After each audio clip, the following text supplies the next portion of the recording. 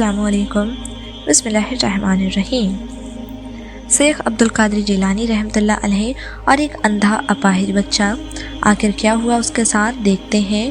شان ولایت غوث اعظم کچھ شخصیت کی تعریف لفظوں میں بیان ہی نہیں کی جا سکتی۔ شیخ عبدالقادر جیلانی رحمۃ اللہ علیہ، جن کو آل رسول ہونے کا اعزاز بھی حاصل ہے، آپ نجم الطرفین ہیں، یعنی والدہ ماجدہ کی طرف سے حسینی اور والد جان کی طرف سے حسنی ہیں۔ یہ شرافت اور بزرگ بہت ہی کم نصیب والوں کو ملتی ہے۔ ایک بار کی بات ہے، غوث اعظم رحمۃ اللہ علیہ کی محفل تھی۔ کسی نے سوال کیا، سرکار بغداد شاہ جیلانی، اگر ہم کوئی عمل کرنا چاہیں تو اسلام میں کون سا عمل سب سے بہترین ہے؟ آپ نے فرمایا، میں نے نیک اعمال میں سے بھوکے کو کھانا کھلانے سے بڑھ کر کوئی عمل نہیں پایا۔ کاش ساری زندگی میرے ہاتھوں میں ہوتی تو میں اس بھوکوں کو کھانا کھلانے پر صرف کر دیتا۔ میری ہتھیلی میں سوراخ ہے، اس وجہ سے میری ہتھیلی مال دولت کو اپنے پاس روک نہیں سکتی۔ اگر میرے پاس 1000 دینار بھی آ جائیں تو میں انہیں اپنے پاس ایک رات کے لیے بھی نہیں روک سکتا۔ میری کوشش ہوگی کہ اس سے کسی بھوکے کو کھانا کھلا دوں۔ آپ رحمۃ اللہ علیہ خود تو بہت بڑے دسترخوان لگواتے تھے، وہاں پر ہر طرح کے لوگ آ کر بیٹھا کرتے تھے جو آپ کے سگے تھے، وہ جو آپ کے بیان سننے آتے تھے۔ ان میں سے کچھ ایسے بھی لوگ تھے جو کہ امیر دولت مند تھے۔ ان میں سے کچھ چاہتے تھے کہ غوث اعظم رحمۃ اللہ علیہ ان کے گھر دعوت پر آ جائیں، لیکن آپ رئیس لوگوں کے گھر دعوت پر نہیں جایا کرتے تھے، کیونکہ وہ سب اپنے شان بڑھانے کے لیے، دکھاوا کرنے کے لیے آپ کو اپنے گھر بلانا چاہتے تھے تاکہ لوگ ان کی تعریف کریں کہ ایک درویش ولی اللہ ان کے گھر آئے ہیں، لوگ ان سے متاثر ہو جائیں۔ لیکن غوث اعظم رحمۃ اللہ علیہ کی ہستی کو کون نہیں جانتا؟ ان کا کسی کے گھر جانا کوئی معمولی بات نہیں تھی، خوش نصیبی سے بڑھ کر خوش نصیبی تھی۔ انہی امیر اور دولت مند لوگوں میں ایک امیر آدمی بھی تھا، اس کو اللہ تعالیٰ نے بے شمار دولت سے نوازا تھا، کسی شے کی اس کے پاس کمی نہیں تھی، لیکن وہ دکھی تھا۔ دکھی اس لیے تھا، اس کا ایک ہی بیٹا تھا جو مرادوں اور دعاؤں کے بعد پیدا ہوا تھا، لیکن اس کا اکلوتا بیٹا پیدائش سے ہی آنکھوں سے اندھا اور مجدور تھا۔ اس نے ہر طرح کے علاج کروا لیے، پیسہ پانی کی طرح بہا دیا، لیکن اس کے بیٹے کا کوئی بھی علاج نہ ہو سکا۔ نہ تو وہ نابینا ہوا یعنی دیکھنے والا ہوا، نہ وہ چل سکتا تھا۔ وہ اپنے اکلوتے وارث کے لیے بڑا ہی پریشان تھا۔ ایک دن اس کے گھر پر ایک اس کا دوست آیا اور اپنے دوست سے پوچھنے لگا، کیا تمہارے بیٹے کا علاج کہاں تک پہنچا؟ تو وہ کہنے لگا، بھائی میں نے تو بڑے بڑے حکیم اور طبیب کو دکھا دیا، لیکن کسی کے پاس اس کا علاج ہی نہیں۔ سب کہتے ہیں کہ یہ مادرجات اندھا ہے، یعنی ماں کے پیٹ سے ہی اندھا پیدا ہوا ہے اور اس کو کبھی بھی بینائی نہیں مل سکتی۔ اس کا وہ دوست کہنے لگا، تم نے کبھی غوث اعظم رحمۃ اللہ علیہ کے در پر جا کر اپنی عرضی پیش کی ہے؟ تو وہ کہنے لگا، میں تو چاہتا ہوں کہ میں کسی درویش کی چوکھٹ پر کبھی نہ جاؤں، مجھے ان باتوں پر یقین ہی نہیں۔ تو اس نے کہا، بڑی بری بات ہے، تم درویش سے دعا نہیں کرواتے، اور یہ تو وہ درویش ہیں جن کو اللہ تعالیٰ نے بلیوں کا بلی سردار بنایا، ان کے بارے میں ایسی بات تم کیسے کہہ سکتے ہو؟ کہنے لگا، آخر ایسی کیا بات ہے کہ تم مجھے ان سے ملنے کے لیے کہہ رہے ہو؟ اس کا دوست بولا، ان کی دبا میں بہت ہی طاقت ہے اور وہ سب کے لیے دعا کرتے ہیں، تم بھی اپنے بیٹے کے لیے ان سے دعا کرواؤ۔ کہنے لگا، میں تو بہت عاجز ہو گیا ہوں، اور میں نے سنا ہے کہ وہ امیر رئیس لوگوں سے نہیں ملتے، اور وہ میرا مسئلہ کیسے حل کریں گے؟ جب کسی بھی دوائی سے میرا بیٹا ٹھیک نہیں ہوا تو کسی کی دعا سے کیسے ٹھیک ہوگا؟ میں نے تو ہر طرح سے دعا بھی کر لی۔ اس کے دوست نے کہا، تمہاری دعا میں اور ایک بلی کی دعا میں بہت فرق ہے۔ وہ بلی جو سب کے بارے میں سوچتے ہیں، وہ اللہ والے ہیں جن کا رابطہ اللہ سے ہم سے کئی گنا زیادہ ہے۔ یہ تو ٹھیک کہا ہے، وہ امیر لوگوں سے ملنے نہیں آتے، ان کی دعوت پر نہیں جاتے، لیکن سب کے مسائل کو حل کرتے ہیں۔ کسی کو کوئی مشکل پیش آتی ہے تو وہ انہی کی چوکھٹ کے پاس جاتا ہے، وہیں پر جا کر دعا کرتا ہے۔ حیرت ہے تم پر کہ تم اب تک ان کے پاس کیوں نہیں گئے؟ تمہیں تو پتہ ہی نہیں کہ ان کا مقام کیا ہے۔ انہوں نے آج تک کسی کے ساتھ برا نہیں کیا، کسی کو اس کے جرم کی سزا نہیں دیتے، بلکہ ہر معاملہ اللہ پاک پر چھوڑ دیتے ہیں۔ اللہ پاک ان سے اتنی محبت کرتا ہے کہ تم سوچ بھی نہیں سکتے۔ کہنے لگا، اچھا یہ اللہ والے اللہ کے اتنے قریب ہوتے ہیں؟ وہ بولا، تم نے اس آیات کا ترجمہ نہیں سنا؟ دیکھو مسلمانوں، تمہارے ولی تو اصل میں بس اللہ اور اس کا رسول اور اہل ایمان ہیں، جو نماز قائم رکھتے ہیں اور زکوٰۃ دیتے ہیں۔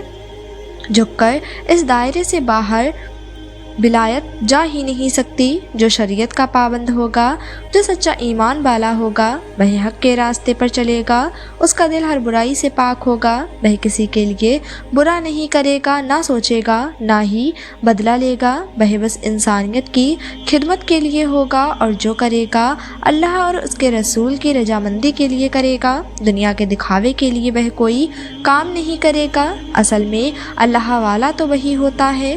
وہ کہنے لگا، کس طرح میں ان کے پاس جاؤں؟ وہ کیا میری دعوت کو قبول کریں گے؟ اور اگر وہ دعوت پر آ بھی گئے تو کیا میرے بچے کی آنکھوں کی روشنی واپس لوٹ آئے گی؟ تو اس کے دوست نے کہا، تمہیں کیا پتہ ہی نہیں غوث اعظم رحمۃ اللہ علیہ کیا کیا کارنامے انجام دے چکے ہیں؟ ان کے پاس تو ہر بات کا حل ہے۔ اگر تمہیں یقین نہیں آتا تو تم وہی کرو جو تمہارا دل چاہتا ہے۔ میرا کام تھا تمہیں بتانا، میں نے تمہیں یہ مثال بھی دے دی کہ اللہ والے کیا ہوتے ہیں، اللہ کے ولی کے دوست کیا ہوتے ہیں۔ قرآنی آیات کا ترجمہ بھی تمہیں سنا دیا، اور یہ سب میں نے غوث اعظم رحمۃ اللہ علیہ کے بیان میں سنا ہے۔ انہوں نے مجھے اللہ کے قریب کیا ہے، اور ہر کوئی ان کے پاس جا کر اللہ اور اس کے رسول کی محبت میں ڈوب جاتا ہے۔ اگر سیرت مستقیم پر چلنے والے ہو، اگر سچے راستے پر چلنا چاہتے ہو، اگر تم ایمان والے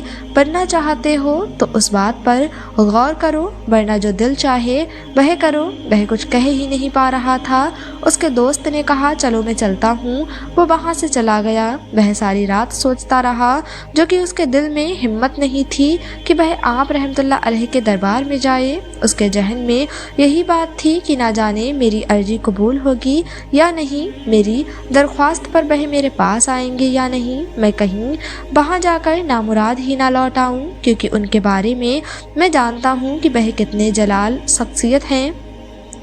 ان کے اندر آپ کے لیے بہت ڈر تھا۔ وہ ساری رات سو ہی نہیں سکا۔ صبح اس نے دیکھا اس کا بچہ بری طرح سے رو رہا تھا۔ اس نے کہا، کیا ہوا بیٹا؟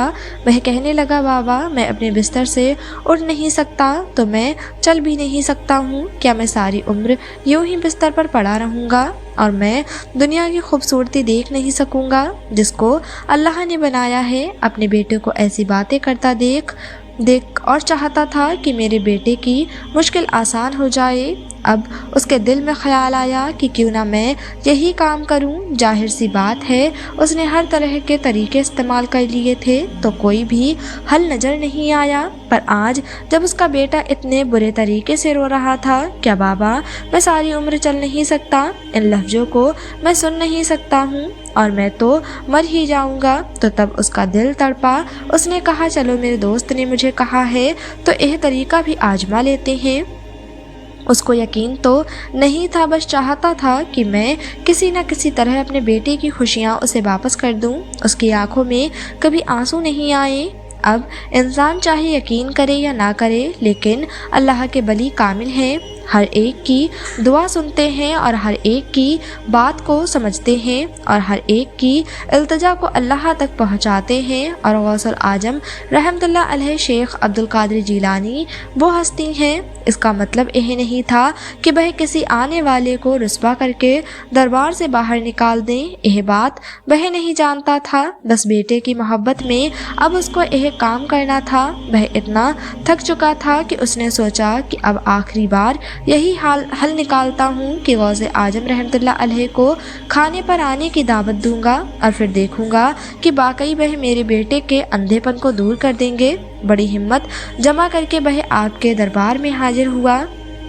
جب آپ کا بیان ختم ہو گیا اور لوگ اپنے اپنے مسائل آپ کے سامنے پیش کرنے لگے اور آپ ان کے حل بتاتے جا رہے تھے تو پھر باری اس امیر جادے کی بھی آئی۔ اس نے نہایت ادب سے کہا، اے میرے سردار، آپ رحمۃ اللہ علیہ ہیں، احمدی حضرت محمد مصطفیٰ صلی اللہ علیہ وسلم کا فرمان عالی شان ہے کہ جو شخص دعوت میں بلایا جائے اس کو دعوت قبول کرنی چاہیے، اور میں آج اسی لیے حاضر ہوا ہوں کہ آپ میرے دعوت پر تشریف لائیے۔ آپ نے فرمایا، اگر مجھے اجازت ملی تو میں ضرور آؤں گا۔ اس کے بعد آپ اپنی عبادت کے لیے کمرے میں چلے گئے اور وہ شخص باہر آپ کا انتظار کرتا رہا۔ اسے لگ رہا تھا کہ آپ منع ہی کر دیں گے اور آپ اس کی دعوت میں نہیں آئیں گے۔ کچھ دیر کے بعد آپ نے مراقبہ کر کے فرمایا، ہاں میں تمہاری دعوت قبول کرتا ہوں، میں تمہاری دعوت پر ضرور آؤں گا۔ وہ اتنا خوش ہوا کہ اس نے پورے شہر میں اعلان کر دیا کہ آج میرے گھر میں بغداد سلطان شہنشاہ جیلانی آنے والے ہیں، اور یہ بات بہت بڑے اعزاز کی تھی کیونکہ غوث اعظم کسی کی دعوت پر بہت ہی کم جایا کرتے تھے، خاص طور پر وہ لوگ جو امیر اور رئیس ہوں، لیکن آپ نے دعوت میں آ کر اس کو عزت تو بخش دی، اسی لیے وہ سب کو یہ بات بتا رہا تھا۔ اس نے بغداد شہر کے بڑے بڑے لوگوں کو اپنی دعوت میں بلا لیا۔ اس کی نیت تو اللہ کے سوا کوئی نہیں جانتا تھا، اور جس بات کے انتظار میں وہ تھا اسے وہ منظر دیکھنا ہی تھا، وہ کرامت دیکھنی تھی۔ اب تک اس نے صرف آپ کے بارے میں سنا تھا، اس نے یہی نہیں دیکھا تھا کہ آپ کس طرح بگڑی ہوئی بات کو بنا دیتے ہیں۔ اپنی طرف سے تو اس نے بہترین دعوت کا اہتمام کیا۔ شیخ عبد القادر جیلانی جس وقت تشریف فرما ہوئے آپ کا وعدہ پورا ہوا، آپ رحمۃ اللہ علیہ جب اس کے گھر میں تشریف لائے تو دیکھا کہ اس میں بغداد کے مشق علماء مزین بڑے بڑے لوگ جمع تھے۔ دسترخوان بچھایا گیا تھا جس میں تمام طرح کی اور میٹھی اور نمکین چیزیں کھانے کے لیے موجود تھیں۔ دنیا جہان کا لذیذ کھانا وہاں پر چنا گیا تھا۔ اصل مقصد تو کچھ اور ہی تھا، لیکن یہ شیخ عبد القادر جیلانی کی شان میں کیا گیا۔ وہ تاجر بہت خوش ہوا۔ آپ رحمۃ اللہ علیہ کو بڑی عزت اور آبرو کے ساتھ ایک جگہ پر بٹھا دیا گیا۔ وہ جگہ دوسری جگہ سے ذرا اونچی تھی۔ آپ نے تمام محفل کا جائزہ لیا۔ کھانوں کی خوشبو سے سب کے دل مچل رہے تھے، لیکن آپ کی ہستی کسی بھی چیز کی محتاج نہیں تھی، یعنی نہ ہی کسی لالچ میں آئے، نہ ہی کسی کی غرض میں، نہ آپ کو بھوک تھی، نہ ہی آپ کو حرص تھی، نہ ہوس تھی، اور نہ ہی آپ اس نیت سے اس محفل میں آئے تھے۔ آپ کو پتہ تھا کہ ایک مظلوم باپ جو کہ کئی سالوں سے اپنے بچے کو صحت مند دیکھنا چاہتا ہے، وہ کس قدر پریشان حال ہے، اور کس طرح اس نے مجبور ہو کر اللہ کے ولی کو اپنی دعوت پر بلا لیا۔ اب اس کمرے میں سب لوگ آرام سے بیٹھ چکے تھے اور سبھی انتظار کر رہے تھے کہ کب کھانا شروع کیا جائے۔ اسی وقت اس امیر شخص نے اشارہ کیا اور ایک بڑا سا صندوق لایا گیا جو دو آدمی بڑی مشکل سے اٹھا کر لا رہے تھے۔ انہوں نے وہ صندوق دسترخوان کے ایک سائڈ پر رکھ دیا۔ پھر اس شخص نے کہا، حضرت شیخ عبد القادر جیلانی رحمۃ اللہ علیہ، کھانا شروع کیا جائے۔ آپ رحمۃ اللہ علیہ نے اس وقت کچھ نہیں کہا۔ جتنے لوگ وہاں پر آئے ہوئے تھے، بڑے بڑے عالم، بڑے بڑے شیخ، بہت ہی زیادہ بھوکے تھے، لیکن انتظار میں تھے۔ ایک ہستی جو اس وقت غور فرما رہی تھی، جن کو کھانا کھانے کی بھوک ہی نہیں تھی، بلکہ جن کو معلوم تھا مجھے یہاں پر کیوں بھیجا گیا ہے۔ آپ نے کھانا بھی شروع نہ کیا، پھر آپ نے اپنی آنکھیں بند کر لی۔ حضرت سیدنا شیخ عبد القادر جیلانی رحمۃ اللہ علیہ راقبے میں ہی تھے، اور آپ نے کھانا نہیں کھایا، نہ ہی کھانے کی اجازت دی، تو کسی نے بھی کھانے کو چھوا تک نہیں۔ آپ کی آواز میں اتنا جلال تھا کہ اس وقت جتنے بھی بھوکے تھے لوگ چاہ کر بھی آپ کے خلاف جا نہیں سکتے تھے۔ آپ کی ہیبت کے سبب مجلس والوں کا حال ایسا تھا گویا کہ ان سے سر پر بڑے بڑے صندوق رکھ دیے گئے ہوں۔ جو دسترخوان کے ایک طرف صندوق رکھا ہوا تھا، آپ نے فرمایا کہ جو دسترخوان کے ایک سائڈ बेड पर संदूक रखा गया है, उसे मेरे सामने लाइए। वह शख्स संदूक के पास गया, उठाने लगा, पर वह बहुत भारी था। आप रहमतुल्लाह अलैह ने फरमाया, दूसरा शख्स भी जाए। दूसरा शख्स वहाँ गया और दोनों ने मिलकर उस संदूक को उठाया तो बड़ा वजनी था। उन लोगों ने आप रहमतुल्लाह अलैह के सामने लाकर संदूक को रख दिया। आपने हुक्म दिया, संदूक को खोला जाए। वो अमीर आदमी सांस रोके हुए खड़ा था। लोग तो समझ रहे थे कि गौसे आजम शायद यह जानते हैं कि इसमें सामान है, कोई खाने पीने की चीज़ है, या फिर इसमें क्या निकलने वाला है। पर आपको पता था, जब संदूक आपके हुक्म पर खोला गया तो उसमें से कुछ सामान खाने पीने की चीज़ें नहीं बल्कि अमीर लड़का मौजूद था। सबसे यह बात छुपी हुई थी कि इस अमीर दौलतमंद शख्स का बेटा अंधा है, वो भी पैदाइशी, और वो लड़का तो चुपके से उस संदूक में बैठा हुआ था। उसके बाप ने उसे यही कहा था कि जब तक तुम्हें नहीं निकाला जाए तो तुम बाहर नहीं निकलना। वो इसीलिए सहमा हुआ उसके अंदर ही बैठा हुआ था। जब आप रहमतुल्लाह अलैह ने संदूक खुलवाया तो वह बच्चा रोने लगा। आपने उसे प्यार से चुप कराया और कहा, बेटा रोने की ज़रूरत नहीं, अल्लाह पाक तुम्हारी मुश्किल को आसान करेगा। फिर आपने उसके बाप की तरफ देखकर कहा, तुम क्या समझते थे हमें यह बात मालूम नहीं होगी? अगर तुम वहीं पर हमें कहते कि तुम्हारे बेटे को यह तकलीफ़ है और वह बचपन से ही देख नहीं सकता तो हम उसी वक्त उसके लिए दुआ करते। लेकिन हम जानना चाहते थे कि आखिर तुम्हें इतनी बड़ी दावत कर रहे हो कि हम इस दावत में आएँ और तुम्हारे बेटे के लिए दुआ करें। यह बच्चा तो अल्लाह पाक के फजलो करम से बिल्कुल ठीक हो जाएगा, लेकिन अफसोस तुम्हारी दावत हमें कबूल नहीं। सब जानते हैं हम किसी अमीर दौलतमंद शख्स की दावत को कबूल नहीं करते, ख़ास तौर पर वह शख्स जो दिखावे के लिए अपनी बड़ाई बयान करने के लिए दावत करें। तुमने यह एहतमाम इसलिए किया था कि पूरा बगदाद शहर तुम्हारे इस कारनामे को देखे कि तुमने हमें अपनी दावत में ज़बरदस्ती बुलाया है। बेशक हमारे नाना जान का यह फरमान है, दावत को कबूल किया जाए, लेकिन ऐसी दावत जिसमें इंसान सिर्फ अपनी गर्ज और अपनी अना से काम करे। ऐसा खाना हम खा नहीं सकते। बेहतर है कि तुम यह खाना गरीबों, मिस्कीनों, यतीमों को खिलाओ ताकि उनकी दुआ तुम्हें लगे। वो आदमी शर्मिंदा हो रहा था। उसकी नीयत वाकई में यही थी कि वह अपना फ़ायदा ही चाह रहा था। आपने उसे फरमाया कि तुमको शर्मिंदा नहीं कर रहा हूँ, ना ही मुझे इस बात का गुरूर है, ना ही मैं रिज़्क की बेअदबी कर रहा हूँ। तुम एक बाप हो और अपने बेटे का इलाज कई सालों से करवा रहे हो। अल्लाह ताला का हुक्म हुआ तो तुम्हारा बच्चा बिल्कुल सेहतमंद हो जाएगा।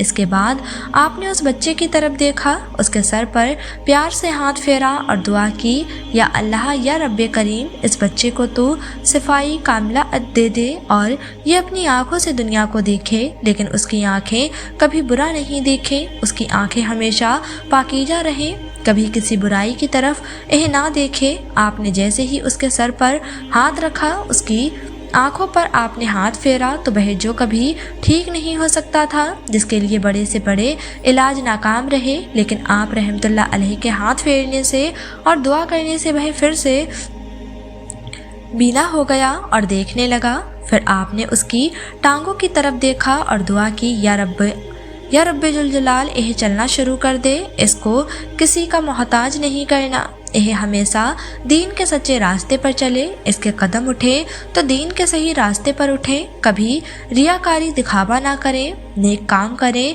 और सीरत मुस्तकीम पर चलें। फिर आपने अपने हाथ मुबारक को उसकी टांगों पर फेरा, फरमाया खड़ा हो जा, तो वह खड़ा हो गया। तो फिर आपने फरमाया संदूक से निकल आओ। वह संदूक से बाहर आ गया, दौड़ने लगा, भागने लगा, उसके कदम रुक ही नहीं रहे थे।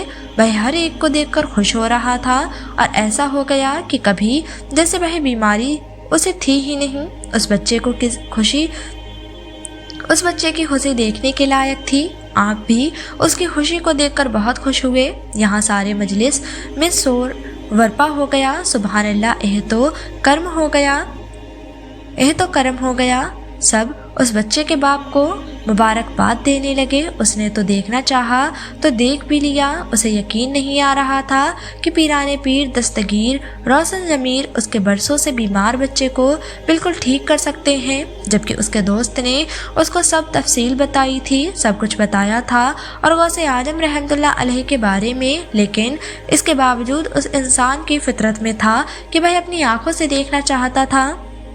वह भी यही चाहता था और सच में वाकई में उनका जलवा नज़र आ गया। उनके दुआ में इतनी ताकत है कि पैदाइशी नबीना बच्चे को भी बीनाई अता कर दी गई, जिसको नामुमकिन हद तक सबने कह दिया था कि कभी भी सेहतमंद नहीं हो सकता। बड़े बड़े हकीमों से उसने रुजू किया था, उनके दरवाज़ों पर वजीफ़े किए, दुआएं मांगी, सारे जहां की खाक ठानी थी, लेकिन अपने नूर चश्म को नूर नहीं दे सका। लेकिन अल्लाह पाक के एक वली कामिल ने जब इसके लिए दुआ की, उसके सर पर हाथ फेरा तो न सिर्फ उसका अंधापन दूर हो गया बल्कि वह चलने लगा, उसको चलने वाला बना दिया। ऐसे हैं मेरे गौसे आजम जिस काम से उस आदमी ने सैयदी को बुलाया था, आप रहमतुल्लाह अलैह ने उसकी मुश्किल को आसान कर दिया और वहाँ से बिना कुछ लिए बिना कुछ मांगे आपने सब कुछ ठीक कर दिया और वहाँ से बाहर तशरीफ ले गए।